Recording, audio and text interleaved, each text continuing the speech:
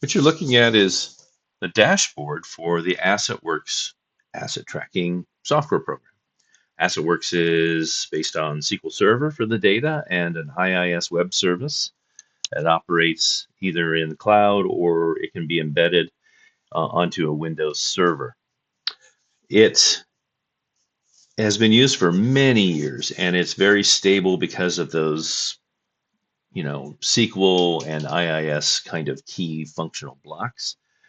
And this dashboard is pretty full featured. It can support active and passive RFID, it can support printing, it can do all kinds of things, but it can't receive data from a mobile reader. So if you're doing data collection or inventories or looking for tags, especially passive tags, this dashboard doesn't work. And even in reporting, the reports that are available through the dashboard are kind of clunky. They're just CSV exports, perfectly fine, but at the same time, they're a multi-step process to see results. You can configure the columns a little bit in terms of how many, where they are, and what names are used, but that in itself is kind of a more complicated process than maybe it needs to be as well. And so when we move to a step in asset tracking where we want to collect data, we're constantly using mobile Android readers or maybe an iOS reader if you have an app for that. But these are app-based solutions. And app-based solutions have a number of limitations that people don't really want to talk about a whole lot. Here is a picture snapshot of the AssetWorx mobile app. It only works with Zebra hardware. And it only works with Android, I think 11 or 13. So if you have something that's older, yeah, it doesn't work. If you wait 6 months and Android 14 comes out, probably have to rewrite the app. So these are not as globally useful as maybe they could be. And they don't have pinch, touch, zoom in, zoom out capability. You can see I can only see 2 columns on the mobile app. It's good and they're pretty quick and robust, but at the same time, there's a better option out there. When we look at AssetWorx, we tend to think of this dashboard, but from the beginning of the program, it's always had an open API available to customers who want to use it, or integrators such as ourselves.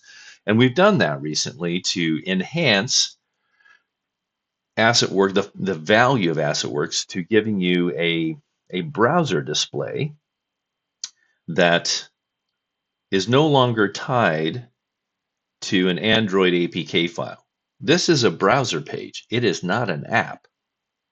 And so it can be used on iOS or Android or Linux or MacBooks or PCs. Anything that has a browser can use this page. And this page, because it's a browser, can morph to the different zoom levels that you might want, or it can actually change to if I change that to the default size on it, it can change to the scale or aspect ratio of a mobile device as well. And if you think about it, all browsers can have customization for what font size do you want to use, font type do you want to use. And so if you have 5 people doing data collection, each one of them could set their own defaults and have the same browser page look very different between the 5 readers. When there's an update in Android or an update in iOS, it won't have any impact upon the functionality of this page at all. And the reason why is that the input devices that can go into this are not built upon an SDK. They are built upon a keyboard wedge functionality. And fortunately, most mobile RFID readers and scanners have a keyboard wedge or keyboard emulator driver mode that you can put it in. So that means that wherever your cursor goes, that's where the output from that device is going to go. This is how barcode scanners have worked for decades now. And RFID readers can operate in that way, but you have to remember it's a flood of data that's coming out. It's not just one scan.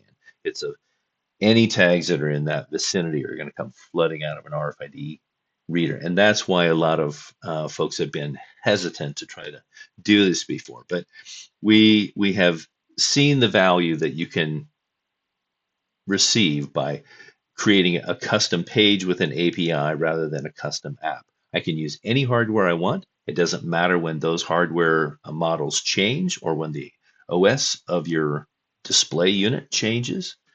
I can use the customer's vocabulary on the page rather than a default vocabulary for all of these activities. And here's a good example of that. I'm going to go back to doing this in a broader display so that you can um, see this maybe a little bit better in a video. But in this page, we load data from one or more projects. This just has one project. And there are different columns that could be seen here, and very quickly I can go up here and I can pick which columns do I want to be able to see. That's probably a typical one for what we want to do. And again, remember, all of this works if you squeeze it down into a display type as well. You can kind of figure out what you can see within that aspect ratio, right? You can still have the same functionality you had in the dashboard in terms of clicking on a column heading to sort things that way. You can sort things by a status code here as well. You can sort them by a location field. So if I just put in one location field, it tells me right away I have 15 items that at that location. If in this app, or in this web page, I've been able to also put in a sub location. So there might be more than one pallet of material at that one received location. And then you change to a different core location, you'll get a different set of sub locations. All of this is because we're using the API to pull the specific data we want from the AssetWorx database. And you can see how fast that happens. We also still have the same global search capability that we had in the dashboard. So if I want to put in something that's a motor, I can type in the first few letters and it's dynamic.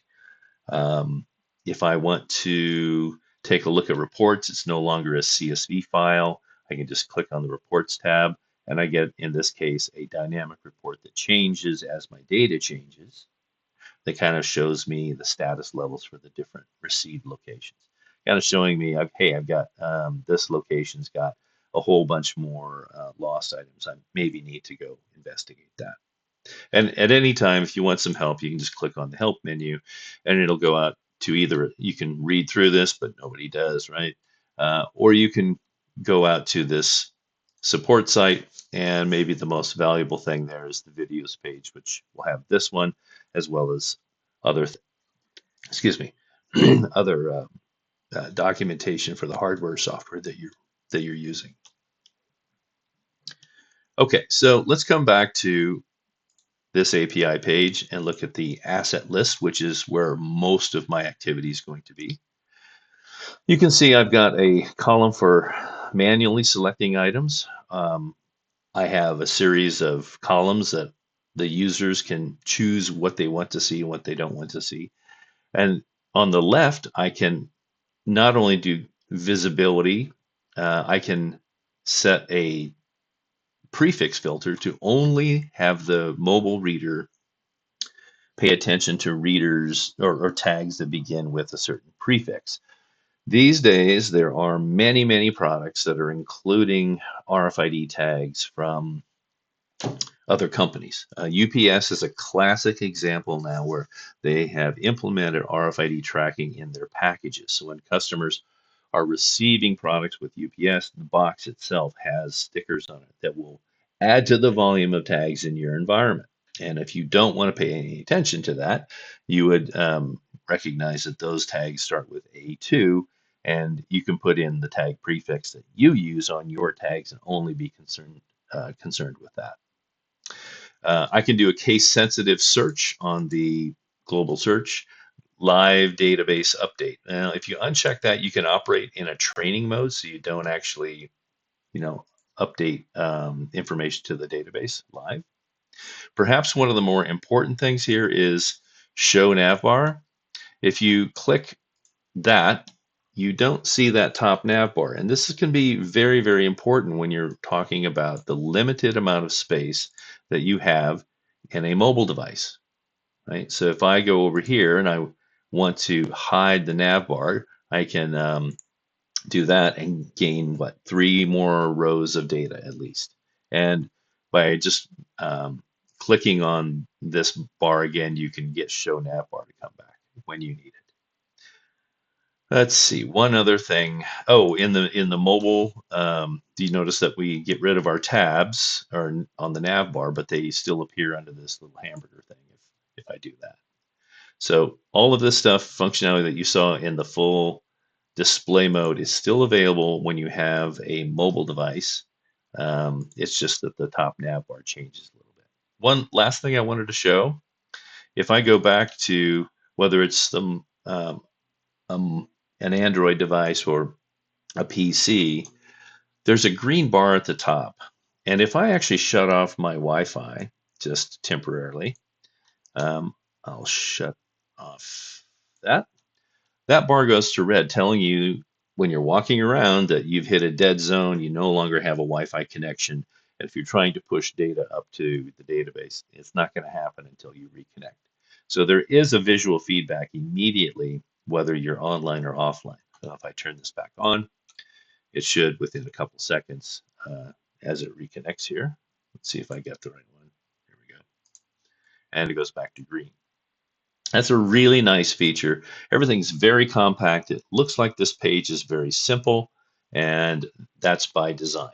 It should be simple. There should be as few click options as possible because you're here to do data collection, not be enamored with an interface.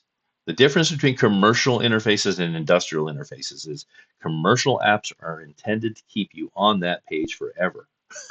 They want to garner your attention. Industrial apps are here to help you become more efficient in your business. I want you to get in, do your business, and get out as fast as possible.